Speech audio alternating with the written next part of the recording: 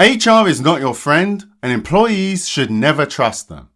That's the message of an article I recently read, but do you think that's right? I'm Dr. Jonathan. I work with organizations to make them inclusive, and I'm on a mission to help 1 million people like you to make your workplace inclusive. Get your pen and paper ready, because we're discussing why employees should never trust human resources. This is the first in a 2-part series about your relationship with HR. And let's face it, HR gets a bad rap. In a way, they're like real estate agents. They're like car insurance salespeople. You don't need to travel far to hear a horror story about a bad experience that someone's had, which tells us that they often have a bad reputation. And you can say that about a lot of occupations. You can say that about DEI experts. So why the focus on HR? Like I said, I read a short article called Why Employees Should Never Trust Human Resources, and this inspired the show. This article does not paint HR in a good light at all. And I don't want to pretend it's a balanced discussion, because it's not. It's not balanced at all. Let me give you a sense of what I mean, and these are some quotes. While HR may not be your enemy, they are not your friend. Human resources first and foremost exist to protect an institution from exposure and liability in its management of its workforce. HR will accept and listen to complaints from employees, but never take any real action to correct the root causes of the problems, because management, primarily senior management, does not want it to. Employees generally do not trust HR, and that mistrust is rightly deserved. You've probably heard stuff like this before. You should also know that the author is called the anti-HR lady. So this isn't going to be a balanced conversation. Words like enemy, corrupt, hostile, these are the kind of words that are used. This week, we're going to explore some key themes of this article, and next week, we're going to explore a counterposition to this article. Some of you aren't going to like what we discussed today, and that's okay. Make sure you check out next week's show too. Some of you don't want a balanced conversation. Some of you are against HR. Some of you are for HR. Maybe this series will help you understand views that you don't agree with. In any event, as always, I want you to make your own mind up. Specifically, I want you to ask yourselves if the things we discuss here are true for you where you work. I'm not going to do a full breakdown, but I do want to lift 3 key themes from the article.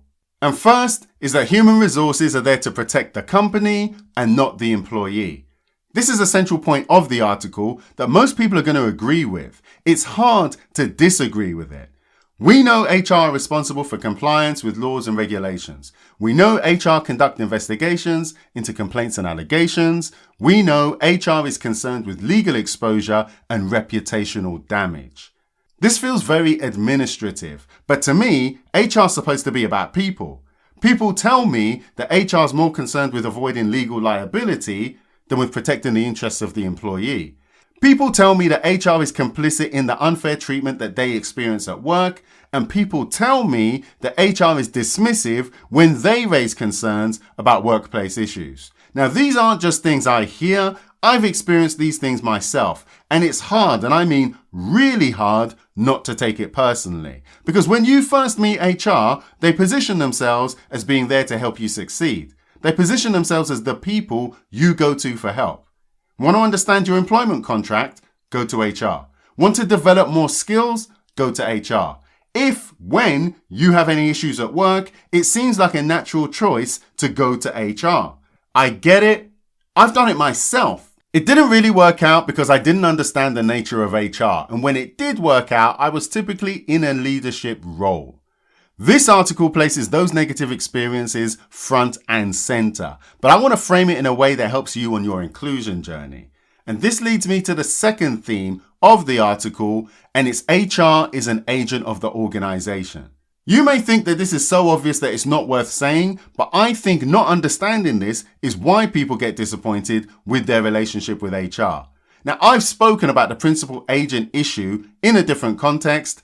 Here I want to focus on HR. So think of HR as the agent, think of the organization as the principal. The agent acts on behalf of the principal. If you're not the principal, the agent is not acting on your behalf. Now this really becomes an issue if the interests of the organization are not aligned with yours. This came up in the article too. Now, I already said that HR is motivated to protect the organization from legal exposure and reputational damage. And what most people don't think about is that HR often feels that they need to protect the organization from you, from your complaints, your issues. Your experience can lead to legal exposure and reputational damage.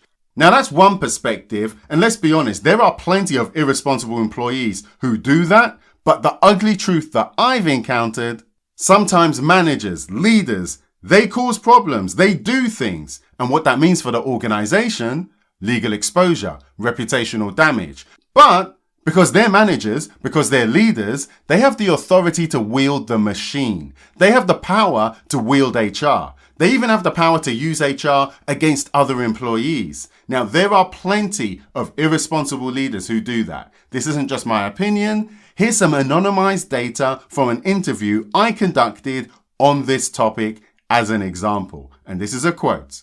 My line manager gave me a lot of negative feedback. There were never any examples given to me. Every week, it was almost as if we'd never had the conversation the week before.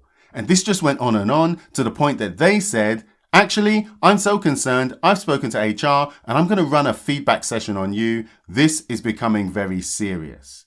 I was completely alarmed by this because I literally did not understand what was happening. I kept reaching out to my line manager for more leadership training opportunities. I never got that support from them.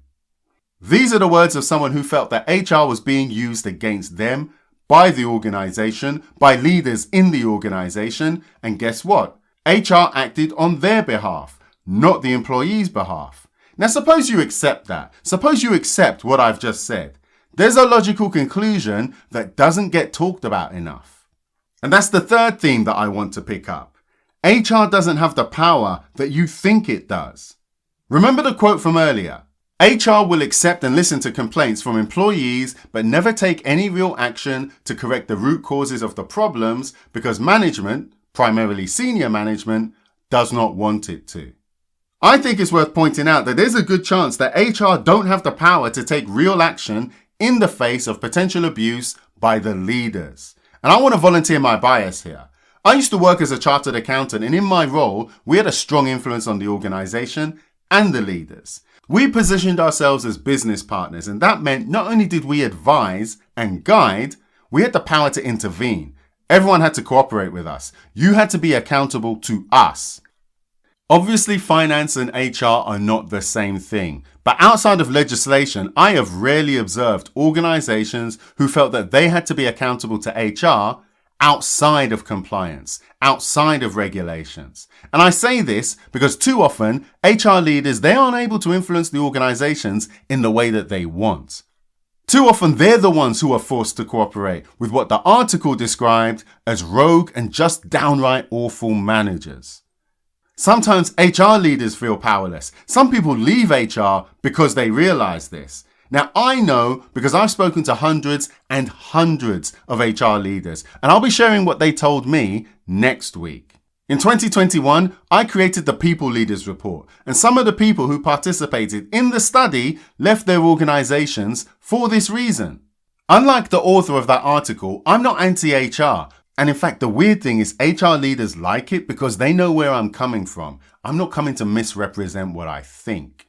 So earlier, I wanted you to think about if these things are true for you. Personally, I think you should trust HR as much as you trust your organization. Do you trust your organization? Then you should trust HR. If you don't trust your organization, then perhaps you should not trust HR. I don't think it's useful to think of HR as being separate and distinct. I think of HR as the true face of the organization. I find HR typically reflect the true character of the organization. And I always play a game. Whenever I come into contact with an organization, any organization, I pretend it's a person and I ask myself, would I be friends with that person? Think about that for your own organization. So let's wrap this up. What are the key messages here? 1. HR is an agent of the organization. 2. HR are the true face of an organization. And 3, HR doesn't have the power that you think it does. So what do you think? What's HR like in your organization? Get in touch or leave a message. I would love to hear from you. If you've learned something from today's show, then give us a 5-star review and a comment wherever you're listening to the podcast. it helps other people like you to find the show. Thanks for listening, and I'll see you in the next episode.